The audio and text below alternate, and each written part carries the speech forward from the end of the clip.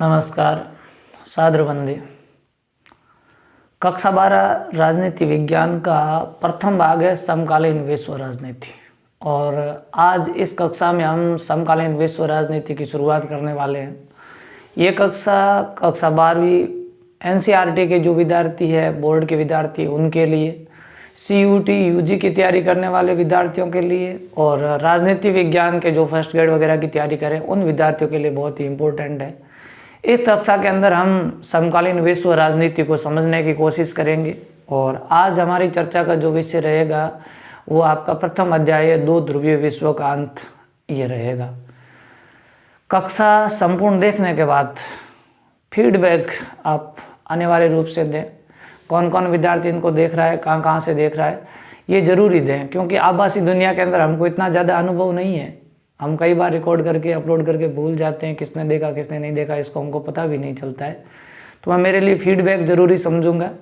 बाकी आपके लिए क्लास उपस्थित है, क्लास का फीडबैक ज़रूर देना है। आपको अच्छी लगे तो अच्छा बताना है, कुछ कमियां लगें तो सुधारने की कोशिश भी करना है और मेरे को सुझाव भी देना है। आगे वाली क्लास में मैं उस रूप से सुधारने की कोशिश करूँगा। देखो, समकालीन विश्व राजनीति की शुरुआत कर रहे हैं और समकालीन विश्व राजनीति की शुरुआत कब से मानी जाती है, थोड़ी सी इसकी चर्चा कर लेते हैं। द्वितीय विश्व युद्ध की समाप्ति के बाद से हम समकालीन विश्व राजनीति की शुरुआत मानते हैं। तो दूसरे विश्व युद्ध के बाद से ही समकालीन विश्व राजनीति की शुरुआत क्यों मानी जाती है? इसका कारण एक ये है कि दूसरे विश्व युद्ध से पहले हम कई बार कोई नई विषय की शुरुआत करते हैं या नई विषय की कोई शुरुआत होती है तो किसी खास घटना की वजह से उसकी शुरुआत होती है। कोई तो रीजन रहा होगा जिसकी वजह से समकालीन विश्व राजनीति की शुरुआत हुई। इससे पहले की जो राजनीति थी जिसको प्राचीन राजनीति नाम दिया गया। तो द्वितीय विश्व युद्ध ने राजनीति को पढ़ने का और राजनीति विज्ञान को समझने के एक नज़रिए में परिवर्तन किया।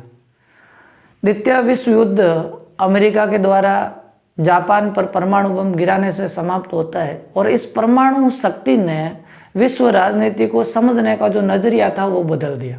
क्योंकि इससे पहले राजनीति विज्ञान को जो समझा जाता था, राजनीति विज्ञान राज्य के चारों ओर घुमा करती थी, राज्य की शक्तियाँ कैसी थी, राज्य किस प्रकार कार्य कर रहा था, ये चीज़ें पढ़ी जा रही थी।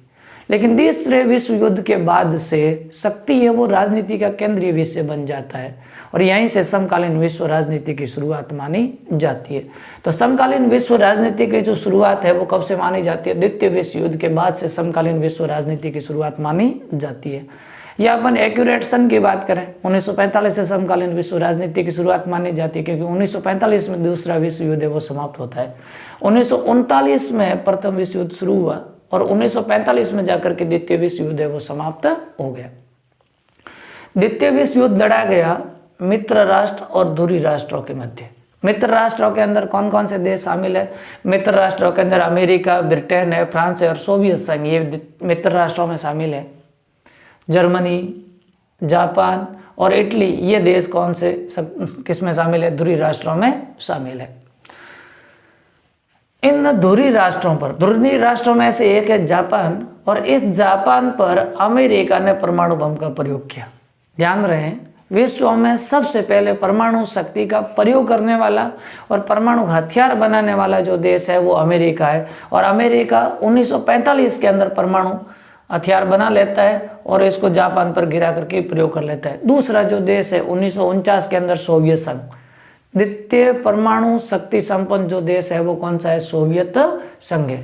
तो अमेरिका ने 1945 में जापान के दो शहर, जिसमें एक का नाम है हिरोशिमा और दूसरे का नाम है नागासाकी, उसने हिरोशिमा पर अमेरिका ने 6 अगस्त 1945 को परमाणु बम गिराया और इस परमाणु बम का नाम था वो था लिटिल बॉय और इसकी जो मारक क्षमता थी वो 15 किलोटन इसकी मारक क्षमता थी। अमेरिका ने जापान के ही दूसरे शहर नागासाकी पर 9 अगस्त 1945 को परमाणु बम गिराया और इस परमाणु बम का नाम था फैटमैन। 21 किलोटन इसकी मारक क्षमता थी और इस परमाणु शक्ति के प्रयोग के साथ ही दूसरा विश्व युद्ध है वो समाप्त हुआ। और जैसे ही दूसरा विश्व युद्ध समाप्त होता है, समकालीन विश्व के अंदर शीत युद्ध के दौर की शुरुआत हो जाती है। तो समकालीन विश्व राजनीति में पहला अध्याय शीत युद्ध का दौर था।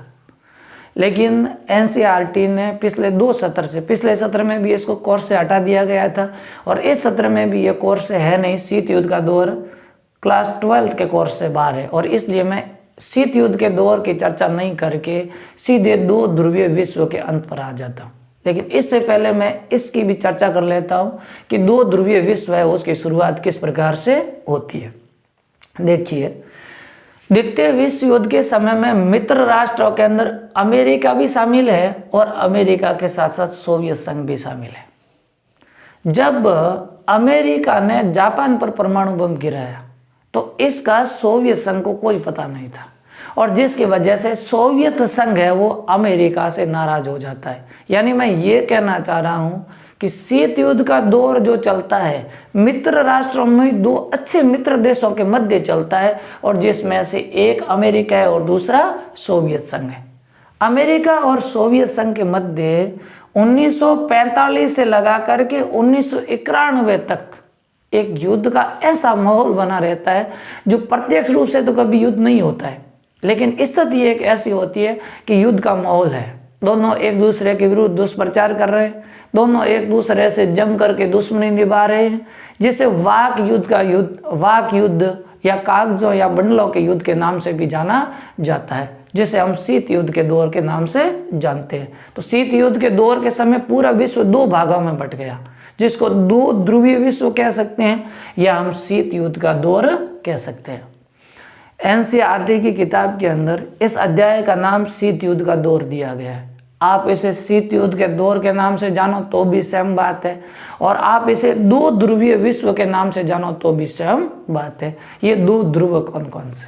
मित्र राष्ट्रों के ही 2 देश, जिसमें एक कौन सा है अमेरिका और दूसरा कौन सा है सोवियत संघ है। ये दोनों 2 ध्रुव बनते हैं, जिसमें पश्चिमी ध्रुव कौन सा बनता है? पश्चिमी गुट अमेरिका का बनता है। ये होता क्या है, अमेरिका और सोवियत संघ दोनों एक दूसरे के खिलाफ होते हैं, लेकिन ये दोनों जाकर के लड़ते हैं यूरोप के अंदर और जो लड़ाई का अखाड़ा बनता है वो बनता है यूरोप। तो यूरोप में, पश्चिमी यूरोप के अंदर जो प्रभुत्व है वो है अमेरिका का और पूर्वी यूरोप के अंदर जो प्रभुत्व है वो है सोवियत संघ का।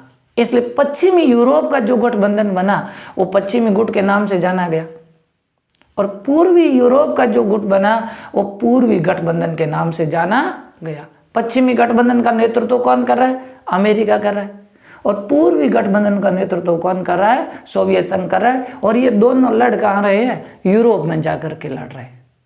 अब सबसे अच्छी बात यह कि ये दोनों लड़ क्यों रहे हैं?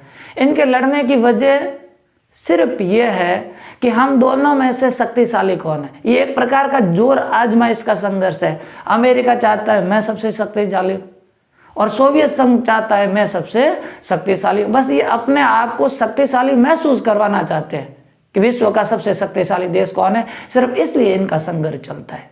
अमेरिका अपना सैन्य संगठन बना लेता है और अमेरिका के द्वारा एक सैन्य संगठन बनाया जाता है जिसका नाम है नाटो। बहुत बार चर्चा इससे पहले भी हुई है। उत्तरी अटलांटिक संधि संगठन, नॉर्थ अटलांटिक ट्रीटी ऑर्गेनाइजेशन के नाम से जाना जाता है नाटो। 4 अप्रैल 1949 को अमेरिका नाटो का गठन कर लेता है। तो अमेरिका जैसे ही नाटो बनाता है, सोवियत संघ भी अपना सैन्य गठबंधन बना लेता है और जिसका नाम रखता है वार्सा पैक्ट। मई 1955 के अंदर सोवियत संघ भी वार्सा पैक्ट का गठन कर लेता है। दोनों अपने अपने संगठन बना लेते हैं और पूरे विश्व के दूसरे देशों पर ये दबाव डालते हैं कि वो हमारे गुट में शामिल हो जाए और स्थिति ये उत्पन्न हो जाती है कि पूरा विश्व है वो 2 भागों में धीरे धीरे बट रहा है। ये सिर्फ सैन्य गठबंधनों के आधार पर ही विभाजित नहीं हुए, ये विचारधारा के आधार पर भी बटे हुए थे। अमेरिका ने पूंजीवादी विचारधारा को अपना लिया जो मुक्त बाजार के सिद्धांत पर आधारित है, जिसके केंद्र में व्यक्ति काम करता है। तो इसके विपरीत सोवियत संघ अपनी विचारधारा अपना लेता है और जिसका नाम देता है साम्यवाद। ये दोनों सिर्फ सैन्य गठबंधनों के आधार पर नहीं, विचारधारा के धरातल पर भी दोनों आपस में मटे हुए हैं। अमेरिका ये कोशिश कर रहा है कि पूंजीवादी अर्थव्यवस्था का मॉडल है वो विश्व का सर्वसर्वा होना चाहिए, जबकि सोवियत संघ ये प्रयास कर रहा है कि साम्यवादी मॉडल है वो विश्व का सर्वसर्वा होना चाहिए। ये दोनों की शक्तियां आपस में चलती रहती है। जब तक दोनों की अर्थव्यवस्था मजबूत है तब तक ये दोनों एक दूसरे के खिलाफ खड़े। ये 1991 तक 25 दिसंबर 1991 तक दोनों एक दूसरे के खिलाफ खड़े रहते हैं और शीत युद्ध का दौर चलता रहता है। अगर कभी समय मिला और अगर आपकी इच्छा हुई तो मुझे कमेंट करके ज़रूर बताना कि शीत युद्ध के दौर पे चर्चा होनी चाहिए या नहीं होनी चाहिए। अगर आप सबकी इच्छा हुई, मुझे अच्छा फीडबैक मिला तो मैं ज़रूर शीत युद्ध के दौर पे फिर चर्चा करूंगा। लेकिन मैं मुख्य बिंदु पर आ जाता हूँ जहाँ दो ध्रुवीय विश्व का अंत कैसे होता है। मैंने ये समझाने की कोशिश की कि दो ध्रुव कौन से हैं। दो ध्रुव में एक ध्रुव अमेरिका का है और दूसरा किसका है, सोवियत संघ का है। अमेरिका वाला जो ध्रुव है वो पश्चिमी गठबंधन के नाम से जाना जाता है और जो ये पूंजीवादी गुट है इसको प्रथम दुनिया के नाम से भी जाना जाता है। दूसरा है सोवियत गठबंधन जो पूर्वी गठबंधन के नाम से भी जाना जाता है और इसके साथ साथ ये दूसरी दुनिया के नाम से भी जाना जाता है। जो इन दोनों गुटों में शामिल नहीं होते हैं, जो अलग होते हैं, जैसे गुट निरपेक्षता वाले देश है, एशिया और अफ्रीका के अधिकांश पिछड़े देश है जो विश्व के किसी भी सैन्य गुट में शामिल नहीं होते हुए गुट निरपेक्षता की नीति अपना करके अपनी स्वतंत्र विदेश नीति का संचालन करते हैं। तो स्वतंत्र विदेश नीति का संचालन करने वाले देश है वो तीसरी दुनिया के नाम से जाने जाते हैं। तो ये दो दुनिया, ये दो गठबंधन, इन दोनों गठबंधनों का अंत किस प्रकार से होता है, ये आज की हमारी चर्चा का मुख्य विषय है। मैं चाहता हूं कि आप इनको ध्यानपूर्वक सुन लें और आपको जो इम्पोर्टेंट चीज़ें लग रही है, जो फैक्ट लग रहे हैं, क्योंकि कंपटीशन एग्जाम जैसे CUET UG का है या फर्स्ट ग्रेड पॉलिटिकल साइंस का जिसके अंदर सीधे फैक्ट और तथ्य पूछे जाते हैं, थ्योरी वाला मामला थोड़ा सा कम होता है। हालांकि वर्तमान पैटर्न के अनुसार थ्योरी का भी पूछा जाता है, तो आप उनको लिखते रहें। दो ध्रुव कौन कौन से पता चल गया, एक अमेरिका और दूसरा सोवियत संघ, यानी एक पश्चिमी गठबंधन और एक पूर्वी गठबंधन। इन दोनों का अंत कैसे होता है, देखिए सोवियत संघ के द्वारा साम्यवाद को अपनाया गया, क्योंकि इसमें से अंत सोवियत संघ का ही होता है। सोवियत गुट है वो समाप्त हो जाता है। तो इस अध्याय के अंदर हम जो दूसरा गुट था, सोवियत गुट था, वो समाप्त किस तरीके से होता है इसकी बात करेंगे। सोवियत संघ ने जिस अर्थव्यवस्था को अपनाया साम्यवाद था और साम्यवाद के द्वारा अपनी अर्थव्यवस्था के निर्धारण के लिए जिस प्रणाली को अपनाया गया उसका नाम दिया गया सोवियत प्रणाली। जब तक ये सोवियत प्रणाली अमेरिका से और पूंजीवाद से टक्कर लेती है तब तक दोनों भिड़ते रहेंगे, लेकिन आगे चल करके सोवियत प्रणाली है वो समाप्त हो जाती है। तो सोवियत प्रणाली है क्या और सोवियत प्रणाली किस प्रकार समाप्त होती है, सोवियत प्रणाली के समाप्ति के लिए जो शॉक थेरेपी का मॉडल अपनाया गया, हम उसकी चर्चा करेंगे इस अध्याय के अंदर। सबसे पहले आते हैं सोवियत प्रणाली। सोवियत प्रणाली को सबसे पहले USSR यानी union of Soviet socialist Republic, जिसको हम USSR या सोवियत संघ के नाम से जानते हैं, 30 दिसंबर 1922 को स्थापित होता है और इसके द्वारा जो प्रणाली अपनाई जाती है जिसको हम सोवियत प्रणाली के नाम से जानते हैं। तो 1917 में रूस में कौन सी क्रांति होती है, बोल्शेविक क्रांति होती है, जिसको बोल्शेविक क्रांति के नाम से जान सकते हैं या इसको हम किस नाम से जान सकते हैं, रूसी क्रांति के नाम से जान सकते हैं। इस क्रांति के द्वारा सोवियत संघ के अंदर किसकी स्थापना होती है, सोवियत प्रणाली की स्थापना होती है। सोवियत प्रणाली के अंदर हम क्या समझेंगे, सोवियत प्रणाली का अर्थ, सोवियत प्रणाली की विशेषताएं, सोवियत प्रणाली की कमियों की वजह से सोवियत प्रणाली टूटती है और सोवियत प्रणाली का विघटन, और विघटन के बाद सोवियत प्रणाली के परिणामों की चर्चा करेंगे। आइए समझते हैं सोवियत प्रणाली का अर्थ। ये पूंजीवादी अर्थव्यवस्था के विरुद्ध, क्योंकि सोवियत जब संगठन बनता है या अलग गठबंधन बनता है तो उसका मुख्य ध्येय तो पूंजीवाद का विरोध होता है। जो सोवियत प्रणाली की जो स्थापना होती है वो किसके खिलाफ होती है, पूंजीवादी अर्थव्यवस्था के विरोध में इसकी स्थापना होती है। क्यों, इसका मुख्य सिद्धांत है निजी संपत्ति को समाप्त करना और समाजवादी समाज की स्थापना करने के लिए सोवियत प्रणाली की स्थापना होती है। मतलब व्यक्तिगत संपत्ति नहीं होनी चाहिए, संपत्ति है वो सारी की सारी कैसी होनी चाहिए, निजी होनी चाहिए। और समाजवादी समाज, यहाँ एक शब्द आया जिस पर गौर करना, समाजवादी समाज। समाजवादी समाज हम एक ऐसे समाज को कहते हैं जहाँ न्यूनतम भेदभाव हो, जहाँ समानता अधिक हो, आर्थिक असमानताएं ज़्यादा नहीं हो, सभी लोगों को समानतापूर्ण समान रोजगार मिले और एक आदर्श जीवन होना चाहिए। हम ऐसे एक अच्छे समाज को समाजवादी समाज या समता मूलक समाज के नाम से जानते हैं। तो समाजवादी समाज की स्थापना करने के लिए इन्होंने सबसे ज़्यादा जो महत्व दिया वो किसको दिया? राज्य को महत्व दिया और पार्टी की संस्था को सबसे ज़्यादा महत्व दिया। ये जो पार्टी की संस्था का मतलब यहाँ पर जो साम्यवादी पार्टी है उनको सबसे ज़्यादा महत्व दिया। तो साम्यवादी प्रणाली का अर्थ है पूंजीवादी अर्थव्यवस्था के विरुद्ध निजी संपत्ति को समाप्त करने और समाजवादी समाज की स्थापना करने के लिए पार्टी और पार्टी की संस्था को महत्व देने वाली प्रणाली किस नाम से जानी जाती है? सोवियत प्रणाली के नाम से जानी जाती है। आइए सोवियत प्रणाली की विशेषताओं के बारे में चर्चा कर देते हैं। बहुत अच्छी प्रणाली थी। जब इसकी स्थापना हुई, जो 45-46 साल तक अमेरिका से टकराता था, ये प्रणाली बहुत अच्छी हुई होगी। पहले विशेषता पूंजीवाद का विरोध किया गया और किस पर जोर दिया गया? समाजवादी समाज की स्थापना पर इसमें सबसे ज्यादा जोर दिया गया। सोवियत प्रणाली की जो मुख्य धुरी थी वो कौन सी पार्टी थी? कम्युनिस्ट पार्टी सोवियत प्रणाली की मुख्य धुरी थी और विपक्ष में किसी भी पार्टी को कोई अनुमति नहीं थी। यानी एकमात्र सोवियत प्रणाली है, यानी कम्युनिस्ट पार्टी है, सारी अर्थव्यवस्था कम्युनिस्ट पार्टी के नियंत्रण में है और विपक्ष में कोई दल नहीं है। ये एकमात्र दल है जिसका राज्य की सभी संस्थाओं पर पूर्ण नियंत्रण है। दूसरा, संपूर्ण अर्थव्यवस्था पर राज्य का नियंत्रण। राज्य का नियंत्रण मतलब कम्युनिस्ट पार्टी का नियंत्रण है। अर्थव्यवस्था राज्य के नियंत्रण में है और राज्य ही संपूर्ण अर्थव्यवस्था का संचालन कर रहा है। अर्थव्यवस्था नियोजित है और पूर्ण रूप से विकसित है। एक नियोजित तरीके से, व्यवस्थित तरीके से अर्थव्यवस्था का संचालन कराया जा रहा है। ये भी याद रखना है, विश्व में सबसे पहले अगर कोई देश नियोजन को स्वीकार करता है, नियोजन का मतलब होता है कोई एक देश कम से कम संसाधनों के द्वारा अधिकतम लाभ प्राप्त करने का जो उद्देश्य रखता है और उसको पूर्ण करता है, जिसको नियोजन कहते हैं। 1951 में भारत भी नियोजन को स्वीकार करता है। हमारी इसी किताब का आगे तीसरा पार्ट आ जाएगा जो नियोजन की बात करेगा। अगली स्वतंत्र राजनीति में नियोजन की बात होगी तो हम उस समय नियोजन की विस्तृत चर्चा करेंगे। तो ये अर्थव्यवस्था पूर्ण रूप से नियोजित है, विकसित है।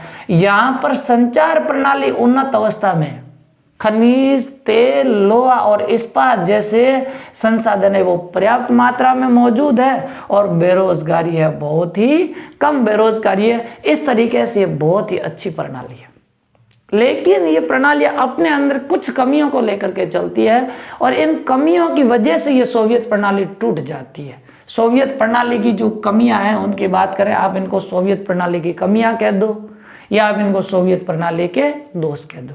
इस अध्याय से बोर्ड एग्जाम के अंदर एक क्वेश्चन 4 नंबर का पूछा जाएगा। ब्लूप्रिंट में है, मैंने ब्लूप्रिंट की चर्चा इससे पहले वाले वीडियो में कर ली। बड़े वाले क्वेश्चनों में इन 3 और 4 क्वेश्चनों का बिल्कुल मोस्ट डाल करके याद कर ले, क्योंकि यहाँ से पूछा जा सकता है। बोर्ड विद्यार्थियों के लिए बोल रहा हूँ। सोवियत प्रणाली की कमियों की बात करें, एक दल का शासन था और ये दल भी जनता के प्रति उत्तरदायी नहीं था। एक दल कौन सा? Communist party. सोवियत प्रणाली के अंदर मात्र एक ही दल कम्युनिस्ट पार्टी का शासन था। ये जनता के प्रति उत्तरदायी भी नहीं था और विरोध की भी ये कोई अनुमति नहीं थी। इसलिए अब देखिए, अगर पूरे शासन सत्ता पर एक ही दल का प्रभुत्व होगा और वो जनता के प्रति उत्तरदायी नहीं होगा तो आज नहीं तो कल धीरे धीरे वो तानाशाही तो हो ही जाना है। ये स्थिति यहाँ पर हो जाती है आगे चल करके। दूसरी बात, सोवियत प्रणाली के अंदर संपूर्ण शासन सत्ता का संचालन किसके माध्यम से हो रहा है? नौकरशाही के माध्यम से हो रहा है। नौकर है वो इस पार्टी की नीतियों का क्रियान्वयन कर रहे हैं और धीरे धीरे ये क्या होंगे? नौकरशाही आगे चल करके संपूर्ण सत्ता पर कब्जा कर लेगी और जिसमें लोगों का जीना दुभर हो जाएगा।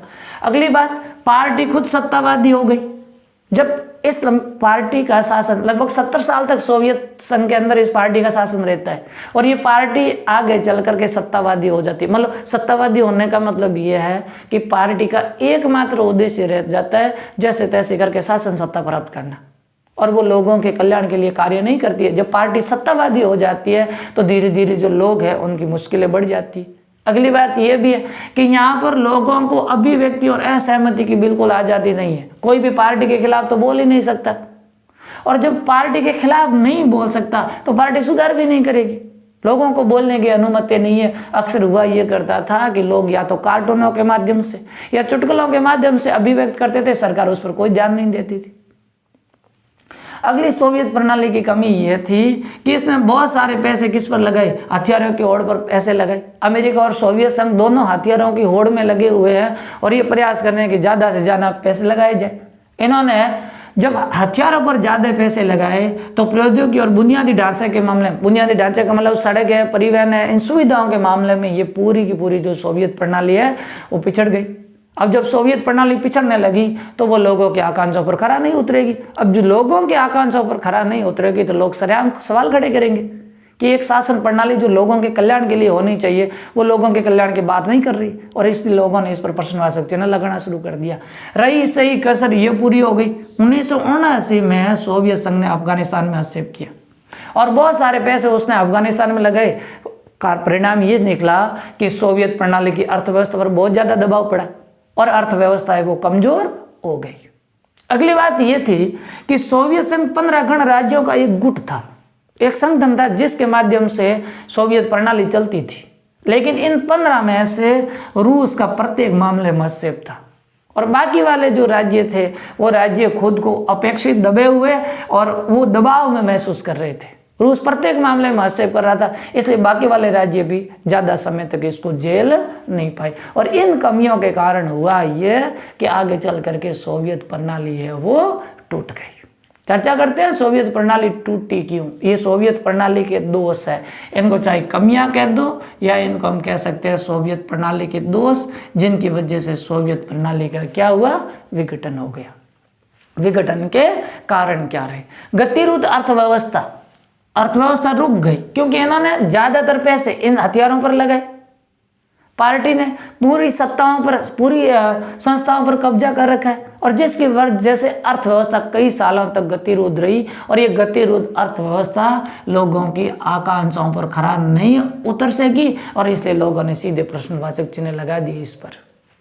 दूसरी बात, इन्होंने हथियारों की होड़ में और सैन्य साजो सामानों पर बहुत सारा संसाधन खर्च कर दिए, जिसके कारण ये लोगों के विकास की योजनाएं लगा पाई, लोगों के कल्याण के लिए कार्य ही नहीं कर पाई और बहुत सारे पैसे इसमें चले गए। 70 वर्षों तक इस पार्टी ने सोवियत संघ में शासन किया, लेकिन फिर भी ये पार्टी जनता के प्रति उत्तरदायी नहीं थी।